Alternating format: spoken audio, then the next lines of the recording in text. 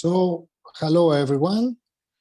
Sorry for the delay. We had to wait for some more people to also join the webinar. So thank you very much for joining today's webinar.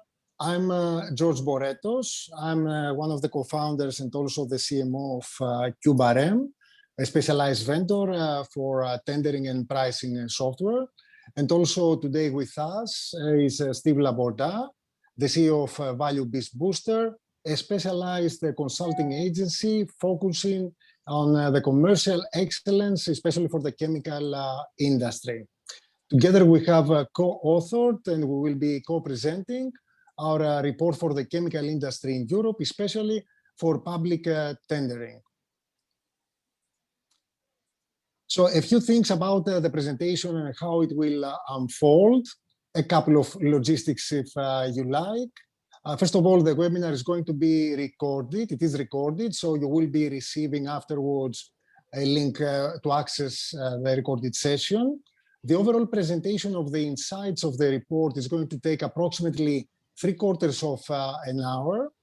And during this, you may see a couple of, not a couple, a bit more polls that we have prepared to get your opinion regarding certain insights that we are going to present. It will be just a simple question with a single answer, so you can promptly respond using the corresponding Zoom window. Also, if you want to ask any questions during the presentation, you can do so. There is a specialized Q&A button in Zoom, and you can use this. Please don't use chat for this. You can still use chat, but this is just to send messages, either to the group or to specific group members. So for any questions, please use the Q&A button. And in the end of the session, we will leave approximately 10 to 15 minutes in order to have some time to answer most, if not all, of the questions. And after the conclusion of the webinar, you will receive after a few days an email notification with the download link for the full report. The full report is going to have additional insights that we will not have time to cover today. Also, the download link to access the recording of today's session. And after that, we may also contact you again in case we feel we have relevant information, possibly some relevant follow-up webinars with things that we think they may interest you based on your participation in this webinar today. So without any further ado, let's continue with the presentation of our report. Again, the report is about the chemical industry in Europe and especially the public tendering part of it. The report is based on CubeRM's tender discovery service. This is a automated service that we have created, consolidating information from various online sources around the world. For this specific report, we have used TED. TED is actually the most important, the official public portal of the European Union, where all the public authorities in the European Union have to publish the tenders if they exceed in value, in budget, a certain threshold. This threshold is actually small, not big enough. Usually it's around 140,000 up to almost 200K, depending on the nature of the contracting authority. That means that TED is a very representative of the European Union and for Europe, for that matter, in terms of tendering activity, in terms of budget. Obviously, in terms of number of tenders, it misses some information since it doesn't have all the smaller tenders, but if we're talking about the value of the market, the budget of the market, and the expected anticipated revenue from it, then we feel that TED is highly representative of the European tender market for the chemical industry. Based on TED and the information that we get from our service, CubeRM has created, and we will be sharing with you, important quantitative insights about the size of the market, its growth rates, the key characteristics, especially the tender sophistication and the decision-making criteria per market, which we think are very relevant for your decision-making. On top of that, Value-Based Booster has enriched the report and the insights with additional qualitative insights and also the specialized knowledge that they have regarding the chemical industry.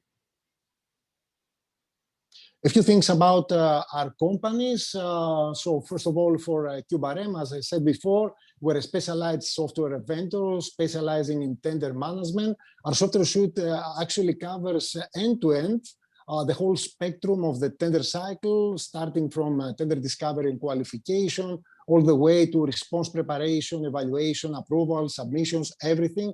In the end, you have a system to monitor in 360 way everything regarding your tendering. And we use some state-of-the-art technologies in order to do so. So for instance, we have natural language processing to process tender information and discover relevant tenders to any business based on specific keywords that you may share, and also machine learning and predictive analytics to offer some pricing guidance per tender, like for instance, some optimum price suggestions. So now I'm handing over to Steve in order to say a couple of words about Value-Based Booster and also continue with the first part of our presentation. So Steve, you have the stage. Thanks a lot, George. Also from my side, welcome and good afternoon. So my name is Steve Laborda. I'm CEO of Value-Based Booster, and we are actually consultant, coach, and speaker focusing on the B2B market with a focus on commercial excellence and value-based selling to foster profitability and growth in an accelerated way for those companies. So any topics related to leadership as well and change management, but in details also related to strategic commercial planning or value selling or in generic customer journeys and so forth is our way of working and the things that we help our customers. If you want to learn more, you will have the presentation, and you see at the bottom of each of the introduction, you have our links where you can access to our webpage where you can then get more information, and obviously you can reach out to me via LinkedIn to get more insights. So if we start now with the presentation, let's start with the big picture in a sense. And what is motivating or driving the chemical industry currently? There are three mega trends which are really critical for the chemical industry, which you can cluster under sustainability and circular economy. Digitalization is the second one, and the third one obviously is innovation and the related accelerated globalization.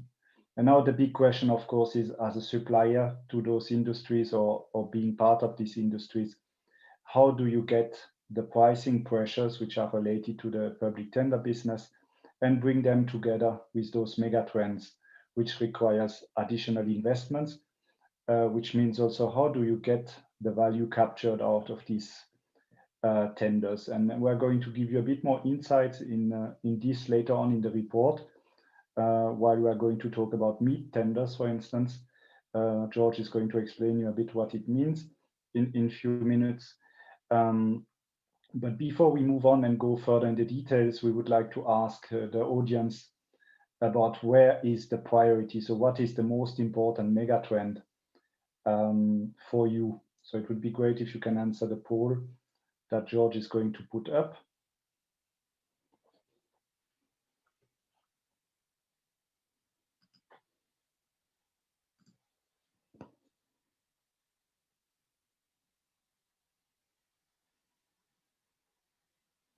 And while we are waiting for the answers, I just remind everybody that if you have any questions along the presentation, don't hesitate to use the Q&A part.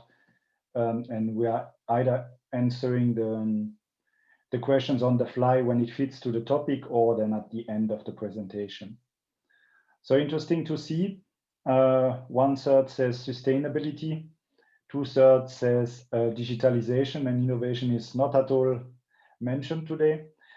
Just as a little benchmark, I did a similar poll on LinkedIn the last days, and actually sustainability was for half of the people the most important megatrend, and the second one with 1/3 was then actually the digitalization, and there also the innovation had a lower ranking in a sense, but was not completely related to zero. So let's move on. Thanks a lot, everybody, for your input. Just one little reminder, because tender sounds always like we're talking about commodities and low price products. here it is really important that public tenders actually run across the whole value chain of the chemical industry. So here, this is just very high level picture of the value chain without going too much in the details, but you will see that the tenders are actually running across from the basic chemicals, either inorganics or organics, to really to almost to specialty chemicals. So which not obviously the consumer chemicals themselves, but already specialty chemicals as well, as you will see later on. So if we move on, here just a brief overview about how the tender market is behaving over the last few years. You see that the number of tender has not been increasing that tremendously over the last years. But at the same time, you see that the budget in billion euros has quite increased between 17 now and 20. George, that was too fast. Here as a comparison point also from a market growth, just to take a little bit let's say the sister business or the sister industry being the pharma, you see that the behaviors are slightly different. So you see that for pharma, it has a number of tenders, actually, it has been increasing over the last 3 years, relatively, while the chemicals actually has been rather stable over the last years from a number of tenders. And you will see that we are often talking either in number of tenders or in budget numbers, which are kind of the two indicators or the two KPIs that are very useful to understand the trends for the public tender market. And interesting, obviously, is that even related to COVID, the budget has increased for the tenders in 2020 in the chemical industry. So if we move on, there's one question which is always coming, is actually the tender business, the public tender, seasonal? And before we give you the answer, we would like to hear your thoughts. So here again, a little poll to hear what do you think? How do you see it in your industry?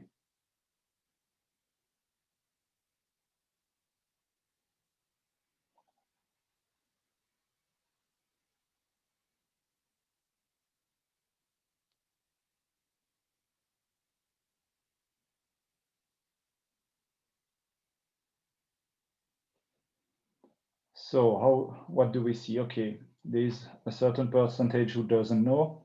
Half of the people believe that it is not seasonal, and 1/3 believes it is seasonal. So let's have a look at how the chemical industry behaves from a tender perspective.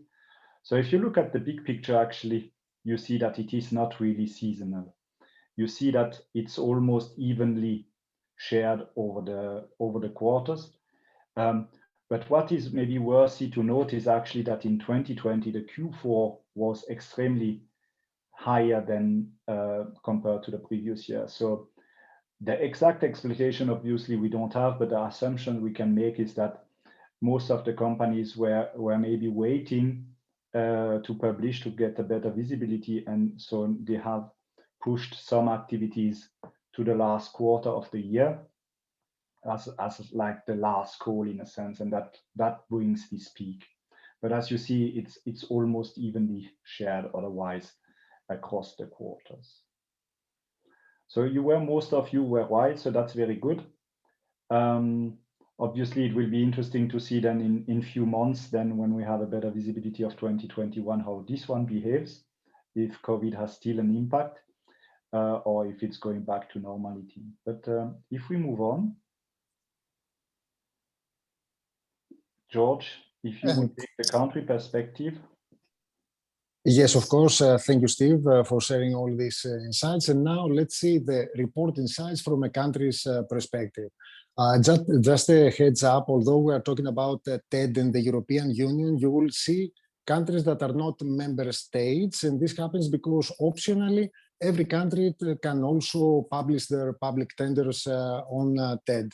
And some countries do systematically do so. For instance, Iceland, North Macedonia, Switzerland, and other countries they do so, so we see a lot of tender activity on TED. And that's great because that means that TED is even more representative for the overall European region and not just the European Union part. So let's move forward and see, first of all, a quick poll. The question is very simple. Which market, which country do you think is the biggest in terms of number of tenders? So let me launch this very, very quickly. And you can just pick up whichever country you think is the biggest in terms of number of tenders. I will just give it a few seconds so you have the opportunity to vote. It's just one country that you can vote. And let's see if we are going to be surprised or not from the result. Usually in tendering, we are surprised, to tell you the truth, in many cases, but let's see if this is the case over here.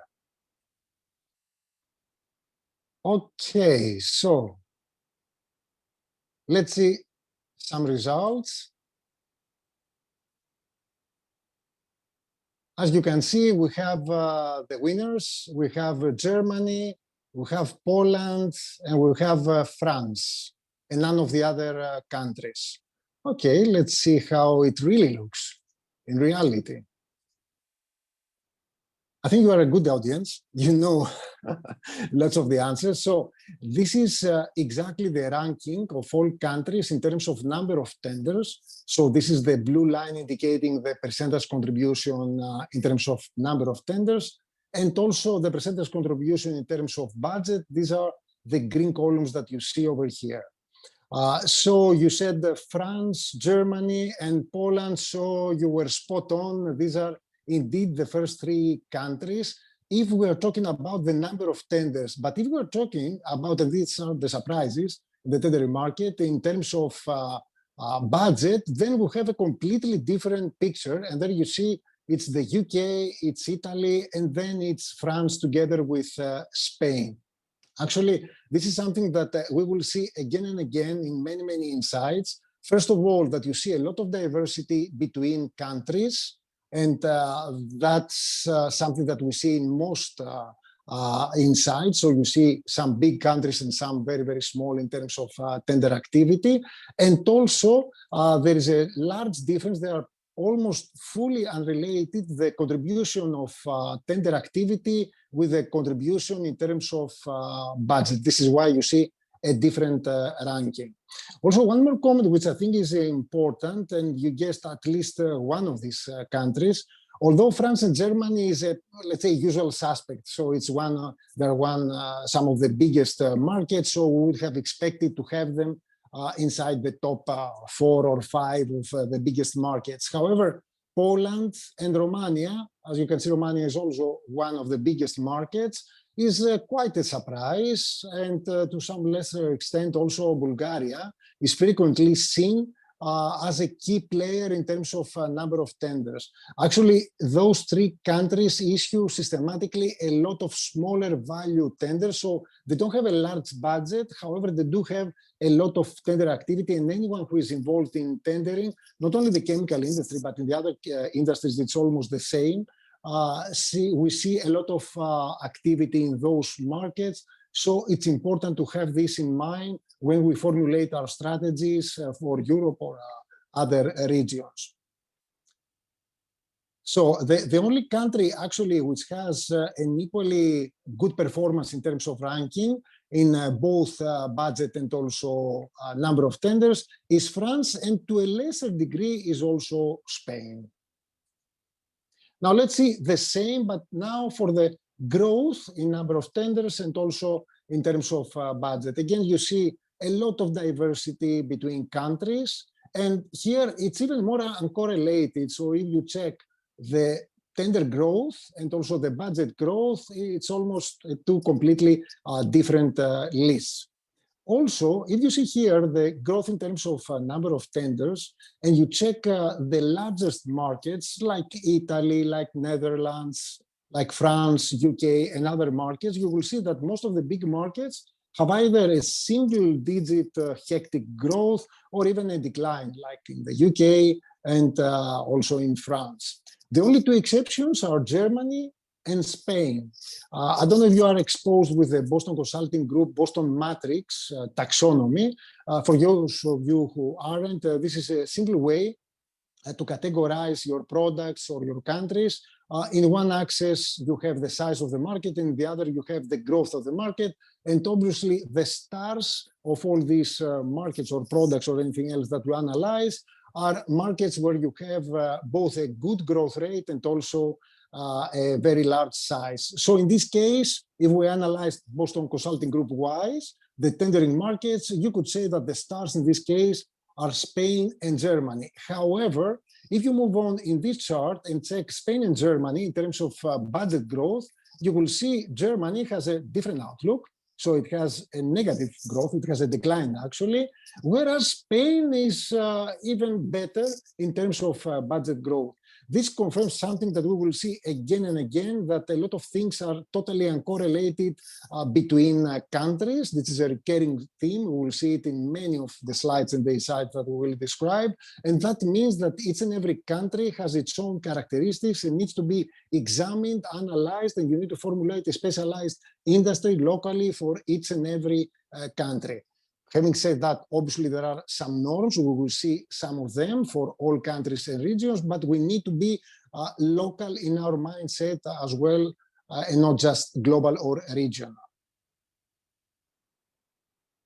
Now, another statistic which is very, very important and it's used a lot is the time to submit. The time to submit is actually the difference in days between the official publication of a tender and the deadline for the submission of our tender response. Actually, this is the time that a bidder has in order to prepare after the publication of the tender and submit its tender response. As you can see from the white line over here, which is the average per country, the average is almost the same with small fluctuations up and down, around 44 days, which is the average for Europe. And to be honest, actually, this is almost the same average that we see in other industries as well. In the pharmaceutical industry is again slightly more than 40 days.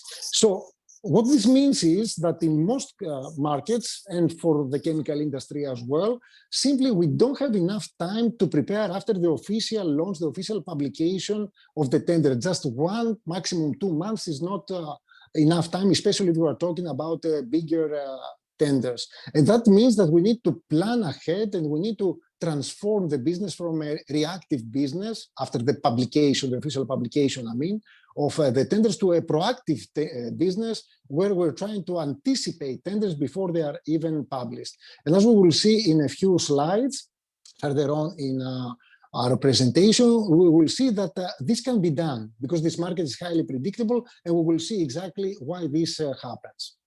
Also, as a final note, there are a couple of exceptions to the rule. So you have a couple of outliers over here. So this is the UK and also Netherlands with a very high time to submit number in terms of days. However, as we will see again later on in the presentation, this is mostly attributed to the larger average tender size that these countries have. So the contracting authorities think in a rational way, and they say, since we have larger tenders, let's allow more time to our potential vendors and suppliers to think over their responses and their proposals to us. Although this is rational, I have to admit that this is not always the case in all other industries. So in other industries, we see that this correlation between the average time to submit and the size of the average tender is simply not there. So let's say that the tender in the chemical industry has more rationality than in other markets, and that's good when you try to formulate your strategy or your next steps in this market.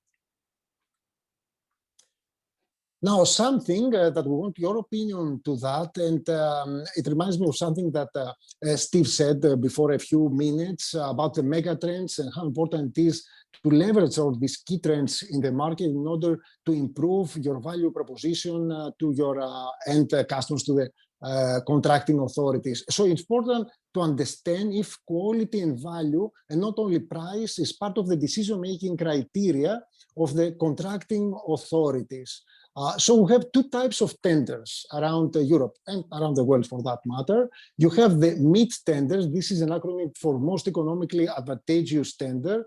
So tenders that combine both qualitative criteria, product specification possibly, and of course pricing criteria versus price-only tenders where the lowest bidder always win. So a very quick poll to take your opinion on which type of the two types do you think is the most frequently used in Europe.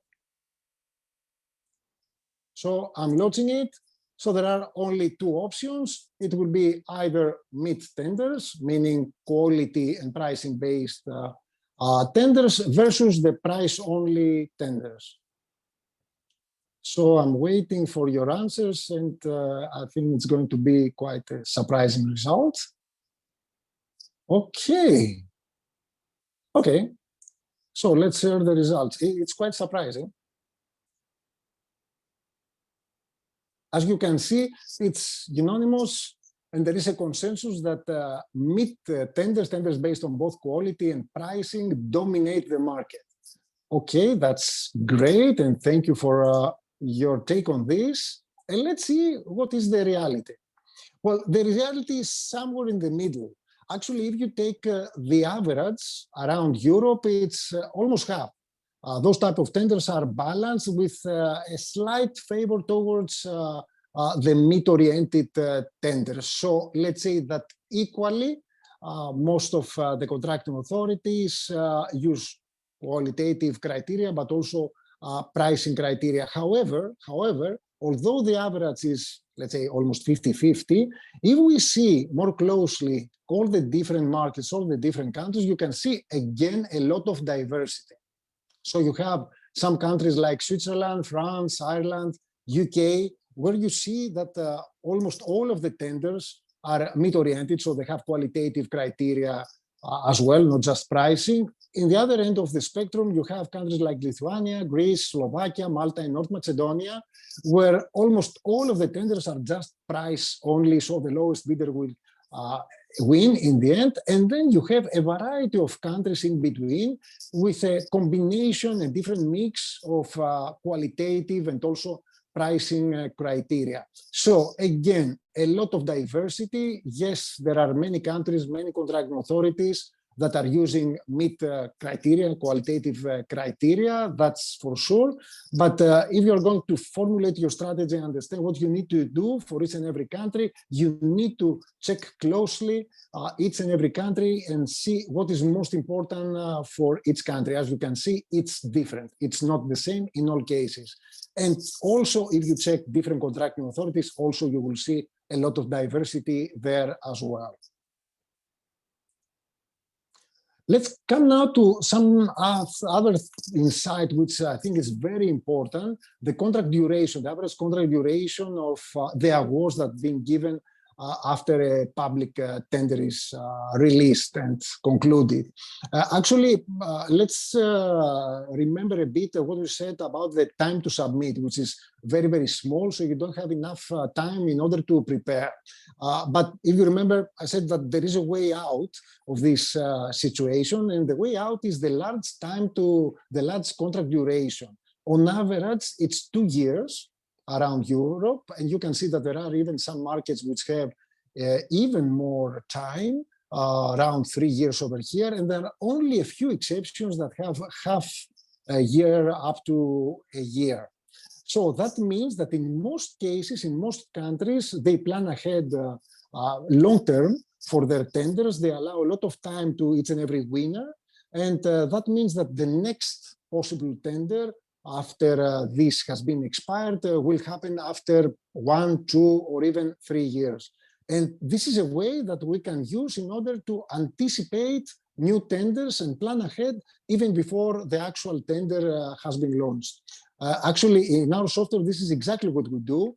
We have something called anticipated tenders, and this is an automated list which is based exactly in this reasoning and other criteria in order to create a list of potentially to be published tenders after a few months, 1 year, 2 years, 3 years, and can help companies plan ahead for future and potential opportunities in the tender market. Now, in terms of average budget, again, we see a lot of diversity here. So you see some minuscule average budgets over here, and you see some huge average budgets like in the UK and Netherlands. And if you remember, UK and Netherlands are the two countries that had the most, the largest average time to submit. There were outliers there. There are outliers here. That's not out of coincidence or of chance. There is a strong correlation between the average size of the tender and also the time to submit. Again, this is a great norm and something that you can use when you formulate your strategies. And I'm handing over to Steve to continue the insights from a sector's perspective. Steve, you have the stage. Thanks a lot, George. Yeah. So as George mentioned, one dimension to build up your strategy, your commercial strategies, your pricing strategies around public tenders is the countries. You have seen this is kind of one way of looking at it. But if you move to the other angle, which is very critical, is the sector perspective. For some of you, it might be that you are really only active in one sector, but it could be also that you are going over various sectors which are covered by public tenders. And to make a little spoiler already, you will see a bit like in the countries, a lot of differences depending in which sector you are moving around. So if we move on, here a first overview, let's say the big picture. So we talk about the chemical industry, but actually you have, let's say, the chemical industry plus some adjacent or overlapping industries which are covered in the public tenders. Where you see that you have the chemical products, which counts almost for 70% of all the tenders. You have mining, basic metals, and related products, which are counting almost for 1/4 of it. And then construction being one of the smaller part. Let's focus briefly on the chemical products, because even chemical products, you have some let's say, categories or subsectors or applications, however you want to call it. And you see that actually there also you have various categories and they are not counting for the same weight. And you see that actually gases, the fine and various chemical products, as well as the basic inorganic and organic chemicals, are actually counting for 70% of the total of the chemical products. So there also you need to look at where are you active in your company and focus on those for your strategies and look at the different behaviors you have. If we move on, you will see here we're going a bit more in details just to show you. So you see the red dotted boxes is the average for each of the big sectors. So the chemical products, the mining and related, and the average construction. And there already you see that the growth from a number of tender is already different. So you see the chemical product is growing, the mining one is slightly declining, and the construction is growing above the chemical product. But even within these categories, you see big variation. Let's just take briefly the chemical products. So you see 5% in general, a growth in number of tenders, but then you see a spread going from -10 to +25%. If you take the explosives, which are in -10, really in a declining trend from a number of tenders, and the dyes and pigment increasing. And you have similar patterns in the two others, where you see really a wide spread. So this is really critical as well to have the right understanding. Where is the dynamic, or is it a growth or a declining trend that you have, and you need to correlate that to the strategies that you are going to apply for these different industries. Obviously, in the best case, you are then also combining this sector view with the country view so that you build a full matrix to get a full understanding on what is the dynamic in the combination sector and country. If we move on, here you have a similar picture that we have in the country slide, just to show you that also there is kind of a very similar pattern. So there is not big outliers. There is only one actually, this recovered secondary raw materials with 124 days. And that's mainly actually due to 2 tenders in Slovakia.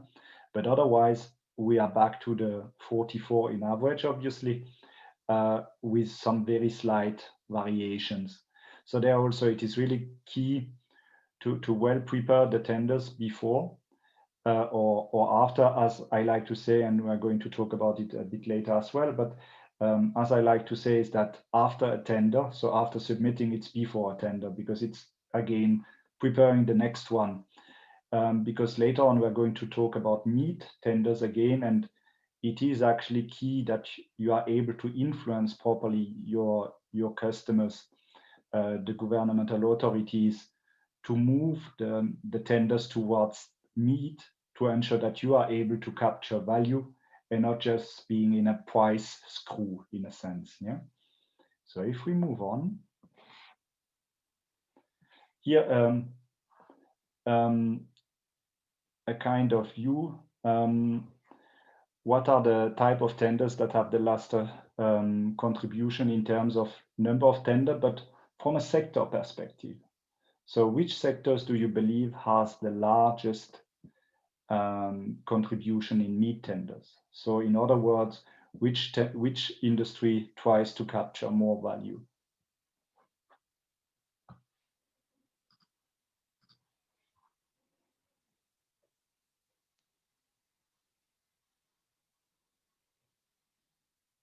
And while we are waiting, just a little reminder, don't hesitate to ask your questions through the Q&A tool.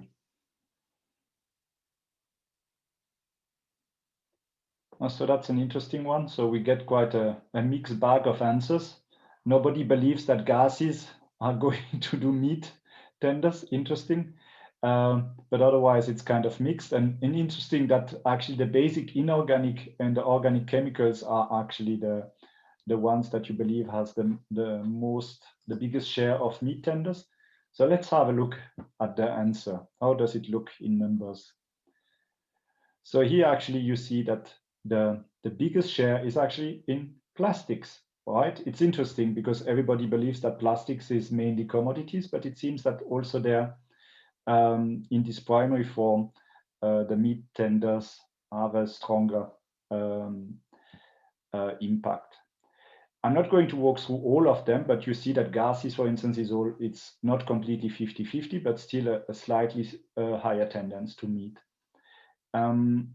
What you see here is that the variation between meat and price is different than when you look at the patterns of the countries, because you see it goes from 33 to 73 for the meat, and in the country perspective it was going from 5 to 95. What does that tell you? It tells you that actually the meat criteria is more actually a country oriented or country driven topic. So that also needs to be reflected in your public tender strategy, so that if you are across various sectors, you need to look at country by country to develop your value capture or your meat tenders. So there also, let's say it wouldn't make sense to take a country which has a low meat overall percentage and a low percentage in a sector perspective. That doesn't make sense to push it maybe too much in your strategy and in your influencing tactics. But at the same time, if you have a country which is maybe in the middle range or which is in a higher range of meat, and then the industry is also higher, there it would definitely make sense to push more towards meat tenders and invest in resources, because obviously doing meat means that you need to work more with the customers to influence them to adjust the tenders and so forth, which means extra resources, more time, and that means it needs to be well set up and well placed to ensure the best return on invest. So if we look at the contract duration, also here you see quite a big difference. But here also you see that the recovered secondary raw materials have the longest contract durations, yeah, so 4 years. But you see it goes from the plastic, which is really 1 year, to most of them around 2 to 2.5 years. Obviously, you will see some differences also around the dynamics of how prices are set in those different industries and the correlation to the related raw materials, because of course it means that you need to have the commitment for that period, in many cases on fixed prices, or in some cases they have even adjusted prices based on formulas, even in tenders. But still it is a kind of challenging act always to adjust prices within a public tender. So that's why also this is a great number to assess if you are across different sectors or categories, to assess the risk related to the agreement, and also considering the price strategies or pricing strategies that you're going to use.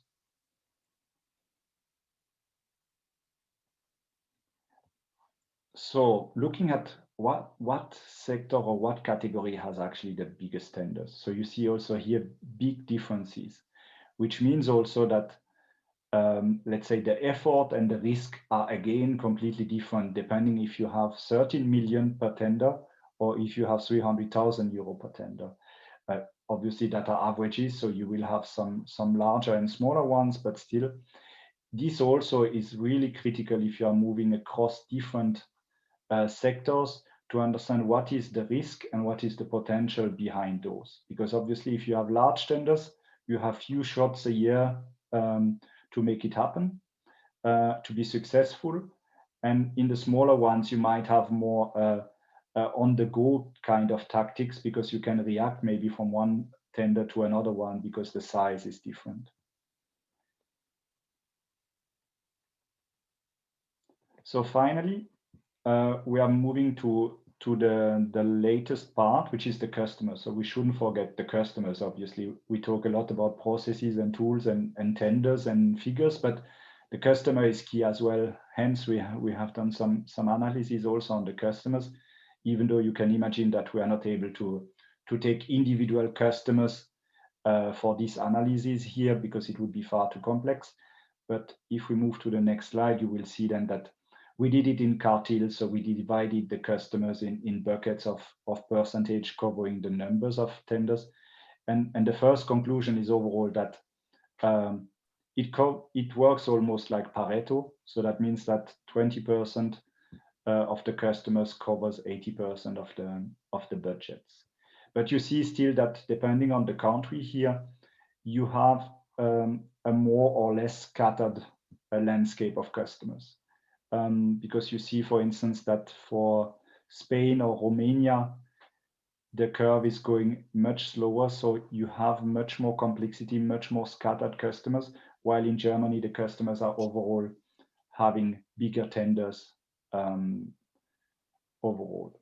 So if we move on briefly to the last one, and this one is a pump gun chart, like I like to call it, yeah. But what we see is that actually there's a correlation again between the average tender size and the time to submit for the different categories. So that means also that larger the customers, larger the time to submit, yeah. So that also is actually a great news, that it is kind of logical, so that you have a risk minimization as well from that perspective with the time to submit. So that means that you have a bit more time to work on the tenders, even if it's obviously only a few days in average more, but at least it helps a little bit. So that was the customer perspective. So before moving to the Q&A, George is going to give us a short executive summary, and then we can move to the questions. Yeah, thank you, Steve, for sharing all these insights. And before the executive summary, just to sum up what we said, just to remind you that in the Q&A button, you can use it to post any questions that you want us to answer. I can see that there are already some questions there, but feel free to do so while I'm speaking. So just to recap on everything that we said in the report, the first key takeaway, which is, I think, very, very important, is that the public tendering business for chemicals in Europe is a growing market, regardless of the slight declining trend of the overall global chemical market that Steve mentioned before, and also despite all the negative effects of COVID-19 last year and obviously this year as well, this seems to be a very resilient market which is still growing, and that's an important takeaway. The second takeaway is the diversity, the huge diversity between the different markets, the different countries in all aspects. Size of the market, the growth rates, the different market characteristics, or even the decision-making criteria.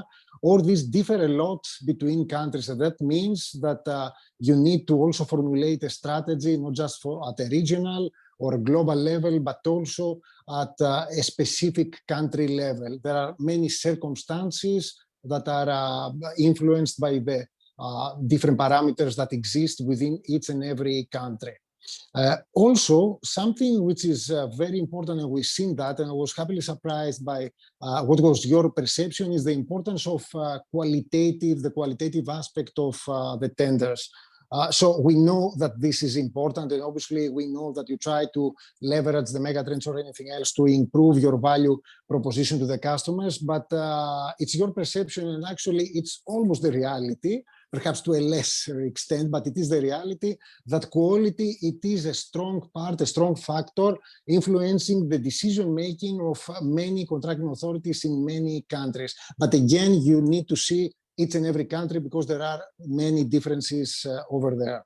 And the last part that I wanted to also mention, and I think perhaps this is the most important of the key takeaways, it's the high predictability of the market. And again, this is something that we see in other industries as well, not just the chemical industry. The market is predictable. You can plan ahead even before a couple of years in many cases, before the actual tender is officially launched and published in the market. And actually, you need to do that because tendering is a proactive business. It needs to be a strategic business and not just a reactive business where you chase deadlines and you only have 1 or 2 months to submit your response. And one final comment regarding some norms that exist in this market as in other markets as well. Yes, there is diversity between markets, both sectors, but also countries as well. However, there are some standardized norms like the Pareto rule. It seems to be a universal truth between different countries and also different markets. So why not use it to segment your market, to better target your audiences? So this is a very, very short summary, and I suggest that we try now to answer as many as possible of your questions over here. So I can see a couple of questions which are very, very interesting. Perhaps the first couple, I think that Steve, you can answer them. So the first question is what is your opinion of the level of either commercial excellence or tendering excellence right now for the chemical industry, for the chemical companies right now in Europe or elsewhere? So I guess, Steve, you can take this. Yeah, that's an interesting question. Obviously, a very broad question as well. So actually, we could almost have another session about that one. If I start by the end of it, so the simpler part, in a sense, the tender excellence, what I have seen is that actually it is still more an art than a science currently. So that means it is more kind of, as you mentioned it, more reactive than proactive. Still, even a tender can be quite well scheduled. And know more or less when the deadline is, it still always comes like a surprise. And it's still always dealt with Excels and a lot of paperwork. Yeah? And I think there could be a lot of improvements in the structure, in the proactivity, as you mentioned as well, and also the value capture part. So more focusing on how to influence customers to move to the meat tenders rather just to accept the price pressure in a sense. So that's for the tender part. And then quickly for the commercial excellence, I would say you have a bit of everything. So you have the Gaussian curve as everywhere. So you have the 10% kind of top runners, which are early adopters and typically that are larger companies. And you have like 10 to 15% of laggers, which have not yet even started. And the biggest part of it are either just starting and thinking of it or in the middle of it. Yeah. But we still have a long way to go in the chemical industry, I would say, from a commercial excellence perspective, especially that with COVID, this commercial excellence has slightly changed also a bit the perspective, because there are these elements of virtual selling and virtual lead generation and all these elements have kind of been tremendously increased from an importance point of view. So that in a very short way. Yeah. Otherwise, we could take another hour to talk about it. Steve, I see now a follow-up question on that. Someone asks, how much do chemical companies leverage technologies in order to obviously achieve commercial excellence or improve themselves in tendering? I think from a commercial excellence point of view, I mean, the basics are still the CRM. And even it is a basics and it has been around for almost 20 years, still many companies struggle with it. And why do they struggle with it is they struggle, first of all, with the purpose of it. So what do you use a CRM for? So that's typically the first question. Many companies make the mistake of using it as a controlling tool for the sales organization or the management controlling the sales organization, instead of taking it as actually a tool to help the salespeople in their daily business to make it as efficient and as professional as possible. And I would say that for the tender business, obviously, I mentioned already in the previous answer, is that it is a lot of Excels. And as you've seen also in the presentation, it's a lot of country dimension. So in some companies, I have seen actually as many countries, as many Excel files. So you can imagine what is the complexity when working on that and trying to harmonize a process, because also the pricing strategies are not aligned and so forth. So this is really key, to move away from Excel and to bring all that together in one tool, to be able to assess the tenders and to understand what are really the criteria or the key to success. And obviously, ideally having an integration with the CRM so that you have a smooth process for your salespeople. I hope that answered the question. Well, at least for me, yes. I hope for the audience as well, but I'm sure it has.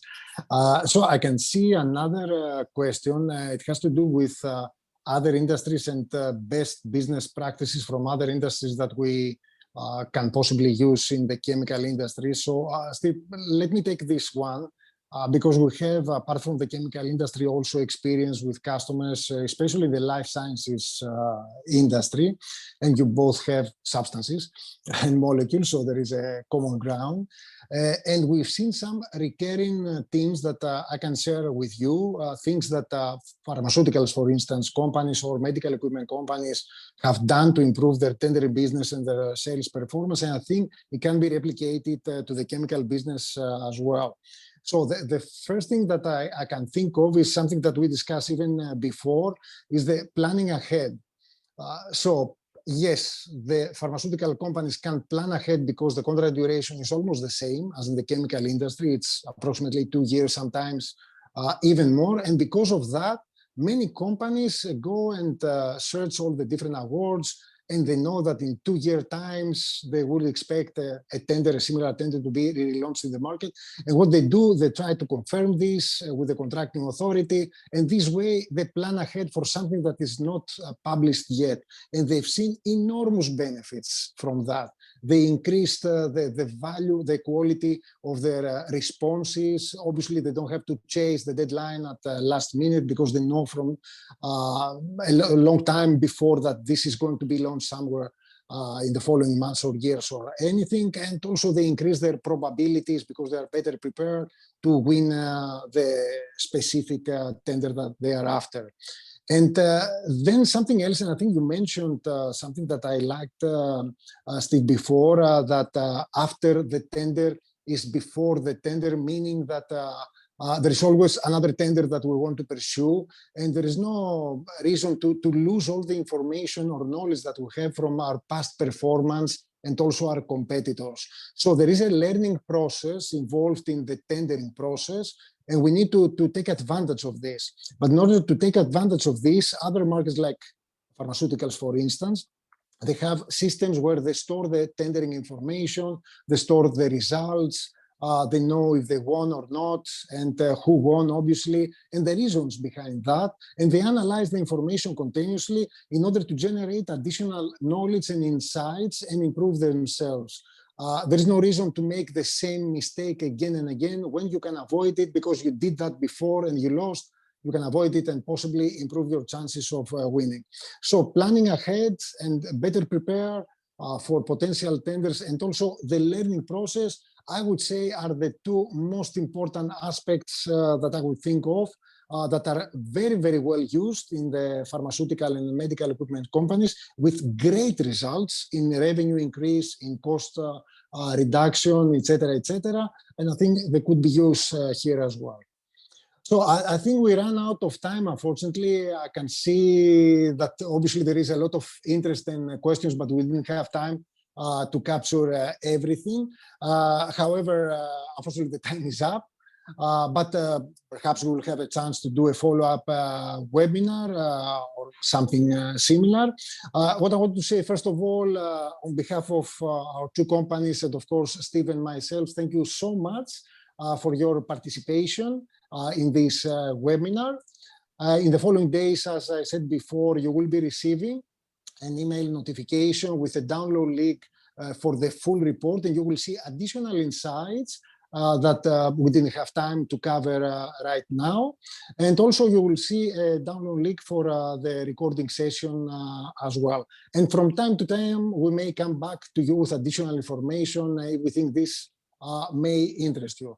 So again, thank you so much for participating to this webinar, and stay well and safe. Thank you very much. Yeah. Bye to you all. Bye-bye. Thank you. Thank you, everybody. Bye-bye.